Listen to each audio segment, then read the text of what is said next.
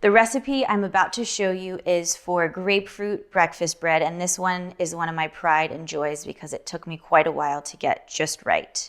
On the citrus spectrum for breads and cakes, I feel like it's a lot more common to see them made with lemon and sometimes orange, and a lot less common to see grapefruit used. So if you've never had a bread or a cake flavored with grapefruit, I am here to tell you that this is your chance and it will be worth it. I use my favorite cassava flour for this to keep it grain-free.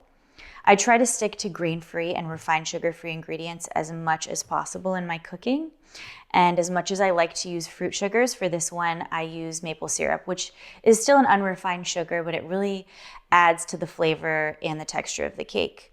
And then I have two different options that I like to top this with, and you can use either or both. The first is a maple grapefruit glaze, and I heat up maple syrup with other ingredients that I'll show you, and it caramelizes it and creates this nice sticky glaze that you pour on top of the cake. With that, when served warm, it makes a really delicious dessert, but it's also great for breakfast. The second really takes it in the breakfast direction, and that is a grapefruit honey kefir or yogurt, depending on what you choose to use. And what I like to do is slice up the grapefruit bread and toast it on both sides, and then drizzle some of that grapefruit honey kefir on top. So depending on how juicy your grapefruit is when you make the bread, sometimes you'll be left with some extra grapefruit juice. And what I like to do is add that into either the maple grapefruit glaze or the grapefruit honey kefir. If you don't have any grapefruit juice left, it's completely fine, and you can just make either or both of those toppings without the grapefruit juice, and it really won't make a difference. But adding that just adds a little bit of the tang and incorporates that grapefruit flavor throughout. So I am going to show you how to make this, and I hope that you will enjoy it. So to make this grapefruit breakfast bread, I'm going to start with a large bowl in which I'm going to mix all of my dry ingredients. So I have 2 cups of cassava flour, 1 teaspoon of baking soda, 1/2 teaspoon of fine sea salt, and 1/2 teaspoon of ground cinnamon that I'm going to whisk together.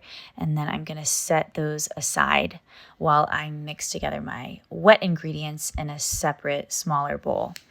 So in this bowl, I am going to add 1 cup of non-dairy milk, or you could even use a kefir as long as it's unsweetened, 1 cup of maple syrup, and 3/4 of a cup of ghee that I've melted and slightly cooled, or you can use butter or coconut oil as a substitute. And then I'm adding in 1 teaspoon of vanilla extract and 2 eggs. But if you prefer to avoid eggs, you could easily try to substitute those for chia or flax egg substitutes.